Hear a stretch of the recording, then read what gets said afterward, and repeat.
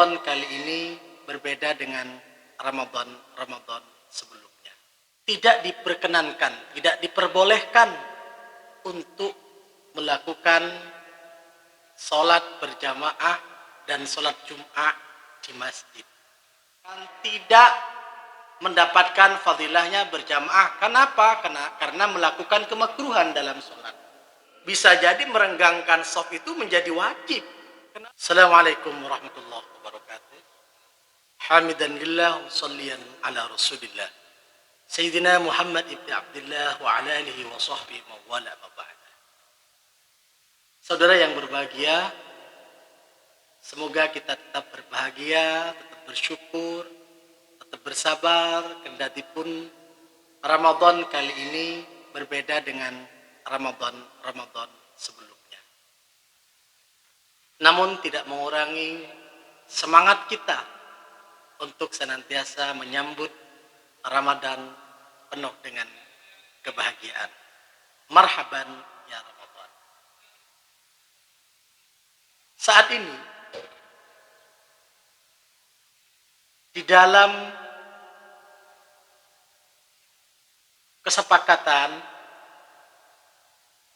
para ulama, kesepakatan pemerintah juga, pada zona-zona yang dinyatakan ada potensi penularan COVID-19, maka di situ tidak diperkenankan, tidak diperbolehkan untuk melakukan sholat berjamaah dan sholat Jum'ah di masjid. Kenapa? Karena menjaga manusia, menyelamatkan manusia daripada kebahayaan, hukumnya adalah wajib.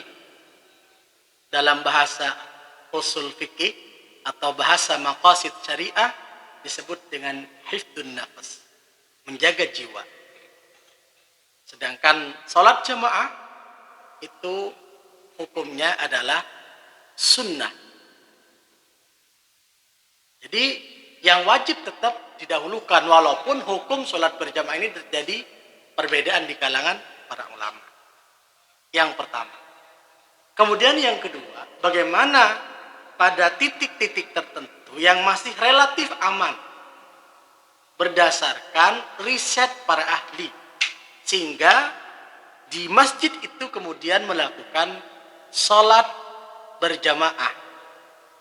Maka sesuai dengan instruksi pemerintah, instruksi tim ahli kesehatan, kita diwajibkan untuk memperhatikan protokoler kesehatan atau protokoler pemerintah. Di antaranya adalah melakukan sholat berjamaah dengan cara shaf renggang. Muncul pertanyaan, loh bagaimana hukumnya sholat berjamaah tapi shafnya renggang, jaraknya 1 meter? Apakah itu dapat menggugurkan fadilahnya sholat berjamaah? Atau bagaimana dalam perspektif hukum Islam? Saudara yang berbahagia, beragama itu bukan dengan perasaan, beragama itu bukan dengan menyangka-nyangka, tetapi beragama itu harus didasari dengan ilmu. Apa yang dia amalkan sesuai dengan ilmu Allah Subhanahu wa ta'ala. Di dalam kitab Al-Bujairimi Al-Khatib juz 2 halaman 135, di situ disebutkan bahwa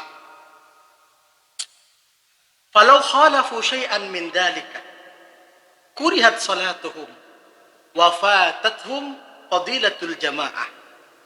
Kalau ada orang sholat berjamaah, kemudian yang sholat itu atau makmum tidak melakukan kriteria dalam sholat berjamaah atau merenggangkan shaf, kan mestinya memang orang sholat jamaah itu shaf rapat, sebagaimana kita diberitakan ya oleh imam ketika mau sholat, sawu sufufakum. Itu memang demikian.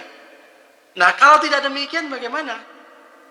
Menurut pendapat yang pertama itu hukumnya adalah makruh. Tidak sampai membatalkan terhadap sholatnya. Dan di situ tidak mendapatkan fadilahnya berjamaah. Ini pendapat yang pertama. Tetapi lakin fi fatwa Ibnu Ramli, inna sufufa al-muqti'ata, saf yang renggang, bahasa kita sekarang adalah saf renggang, tahsuru lahum fadilatul jama'ati, itu dapat menghasilkan fadilahnya sholat berjamaah. Jadi ini saudara, ada dua pendapat para ulama terdahulu. Pendapat yang pertama, ada yang mengatakan tidak mendapatkan fadilahnya berjamaah. Kenapa? Karena melakukan kemakruhan dalam sholat. Yang kedua, tetap mendapatkan fadilahnya sholat berjamaah kalau pun safnya itu diatur dengan cara renggang. Itu menurut siapa?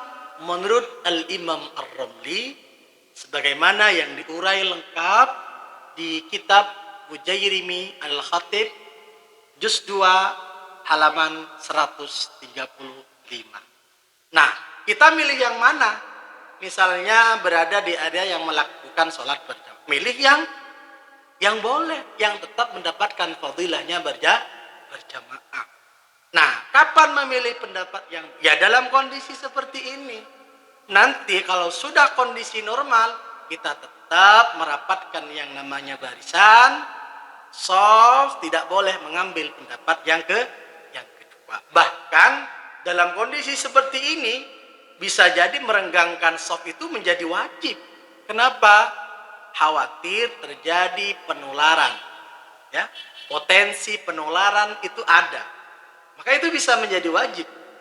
Sekali lagi, bagi Anda yang salah paham atau gagal paham masalah fadilahnya berjamaah ini, kalau secara objektif ini memang ada dua pendapat. Bagi yang melakukan dengan cara yang renggang, ya, softnya ketika sholat berjamaah, itu ada yang berpendapat, yaitu Imam Ar-Ramli, bahwa tetap mendapatkan fadilahnya sholat berjamaah. Demikian, mudah-mudahan mencerahkan, mudah-mudahan kita tetap meningkatkan kewaspadaan dan kehati-hatian kita, dan tentu diimbangi, disertai dengan bermunajat, berdoa kepada Allah Subhanahu wa taala. Wassalamualaikum warahmatullahi wabarakatuh.